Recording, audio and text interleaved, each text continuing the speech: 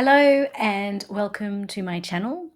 My name is Julie, and on this channel, I talk about all things self improvement, self development, becoming the best version of myself.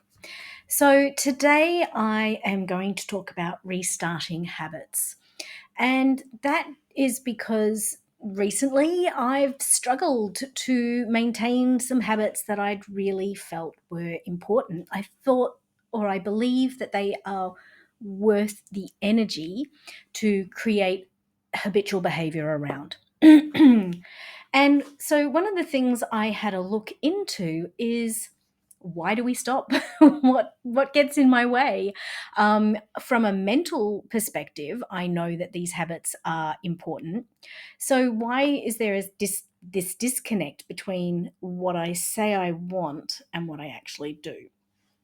So, one of the things about habits is about 40 to 45% of our day is done habitually. We just get up and this follows that, and we end up where we're at the end of the day. And much of it has just been done because it's what we always do. Now, this can be both beneficial because it means when we do habits that support us, that support growth, then we are able to compound the positive effect. And this has been clearly illustrated by James Clear in Atomic Habits, and I've listed that book in the description. Now, the other thing is that when we get into habitual behavior, some of it can be unhelpful, unproductive, or maladaptive. And so what happens is that we still have the same sort of hardwired response. And a lot of it is environmental, a lot of it is to do with the friction between us and the habit. And so one of the things I did was I looked at why. Why do I think these habits are important? What is it about them that I felt was worth investing my time? So I've mentioned before, but two habits that I particularly want to embrace and have as as routine as brushing my teeth are to read for 30 minutes a day, and it's a non-fiction book, and then I utilize this information in my webinars and in my writing. So the reward for me is the learning. It's the being able to make more connections. So I know why I do it, and I know why it's important. So why am I not doing it? And so part of the challenge for me is to look at what gets in my way. What are the friction points? What gets between me and the habit? So there's the other habit there's a couple of habits that I wanted to do or form. One is to read for 30 minutes, a non-fiction book. The other is to knit on a consistent basis. The other is to exercise. And when I got sick, I just stopped doing these habits. They became something that when I was looking at my day, I pushed them aside. And the problem is that in the short term, it wasn't a problem. But then you have to restart the habit. You have to kind of go back into the basics. But it is a good opportunity to look at what it is that is preventing me from getting into these habits. And part of it is, particularly for nonfiction books, is that I can't multitask when I read nonfiction.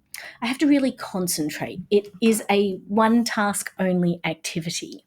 And I quite often like to do multiple things. And I think that's a symptom of being constantly connected to our devices, to the internet. And so part of that is to say, no, but this is what my brain needs. This is helpful for my brain to just do one thing at a time. Now, for exercise, it's because I get tired. If I am sick, I'm not sleeping well, the last thing I want to do is exercise. The thing is, and I know this about myself because I have exercised for all of my life, when I exercise, I actually get more energy. So, for example, the last few weeks or the last few days, I have felt particularly tired in the afternoon and I have slept particularly badly. But If I go for a walk at the end of my day, what I find is that I don't come back from it being more tired. And so I know that if I can push myself to just get started, it'll be fine. I'll have no problems doing it. So the first thing is to look at the things that get in my way. And what are the mental blocks, not the necessarily the physical blocks, but what are the mental blocks that get in my way? And then to try to sort of dig deeper. So in the case of reading, one of the challenges that I had was that the previous two books that I'd chosen were particularly difficult reads for various reasons. One was The Body Keeps the Score, The Brain, Mind, and Body in Healing of Trauma, and the other was Why We Sleep. Hello, The Science of Sleep and Dreams. And both are very technical books. They were also much longer than I expected them to be. And both of them impacted me in great ways, but it was a struggle to read them. It was an emotional investment. And so I found that I wasn't reading with the same degree of consistency that I wanted to be reading. So recently I have realized that I had just about dispensed with all of my habits. And what this meant is that I ended up very unbalanced. I was just doing one or two activities all day, and I wasn't getting any of those other things that I need in my life to make me more balanced, to to help me be more healthy. So since I think it's been about 2 weeks now, and I have got back almost into consistently reading on most days. I'm okay with most days. I think every day can be a little bit of a struggle, particularly on busy days or weekends or sometimes like that. So as long as I don't miss more than about 1 or 2 days, I'm okay. Now, this week I have been trying to push myself back into exercise. And again, exercise is one of those things. If I can get all of the things it laid out, it actually does happen pretty easy. And the whole point is to try and get things to a point where you don't have to think. So, one of the things I try to do is I put it in the calendar. Now, that's another thing I've not been doing since I sort of took my little mental break, is to schedule my day as effectively as I could. So, I'm getting back into my scheduling, I'm getting back into using my timer. It's right here.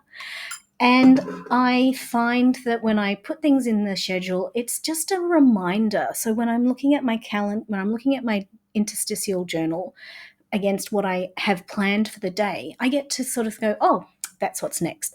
And I don't actually think about, oh, what do I need to do? It's already been planned for me. I just have to go, okay, so now I'm going to go upstairs. Now, the other thing I try to do is in one of my 5-minute breaks is I go upstairs and I take out my whatever I'm going to wear to exercise and I put it on the bed.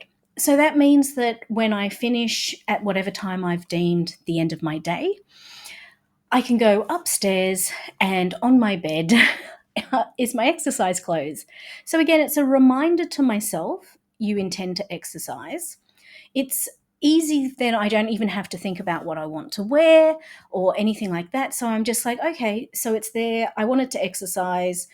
It's not raining. May as well do it.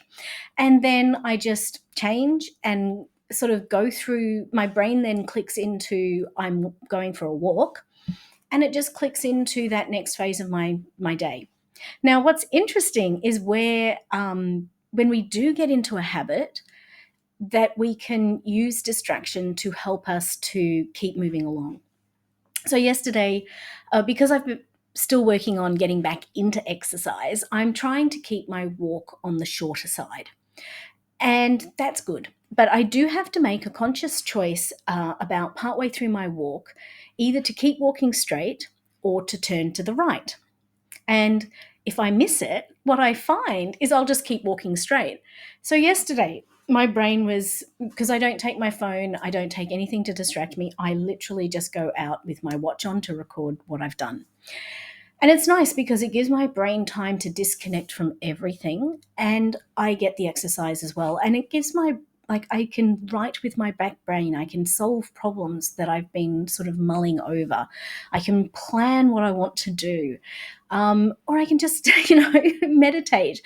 And so I was walking along and I was lost in thought, and I'd already walked past the bridge. Now, I hadn't walked that far past the bridge. I'd walked about 10 steps, maybe 20 steps past the bridge to turn. And I went, oh, I didn't turn. And then I went, doesn't matter. May as well keep walking. And so that's one of the things where when we do get into the habit, when we're doing this, that we can actually utilize habit for good.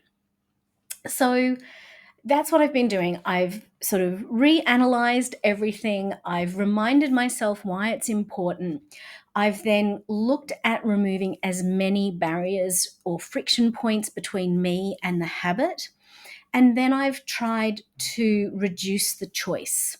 So I don't have to consciously choose to go for a walk. It's listed in the calendar. It is the next thing I'm going to do. So it reduces my mental load to get there. And really, that's about all you can do, is to just keep trying, is to identify that which is important to you, and then to really say, how can I make it easier? How can I make this flow as quickly as possible from one, so that it's something I do. So that's for today, is to sort of never give up on your habits. Even if you kind of have to keep restarting them, that's okay. It's a matter of just being intentional about them until we don't have to be. And hopefully one day I will be a person who exercises without thought, that I will never fall off the wagon again. Unfortunately, I think it's always going to be a bit stop and start for myself, but I will keep persisting. So thank you very much for your time. Please do put in the chat if you have any habits or anything that helps you to do things that you want to do and create those habits for yourself. What do you do to ensure your own success? So until next week, thank you very much and have a great day. Bye.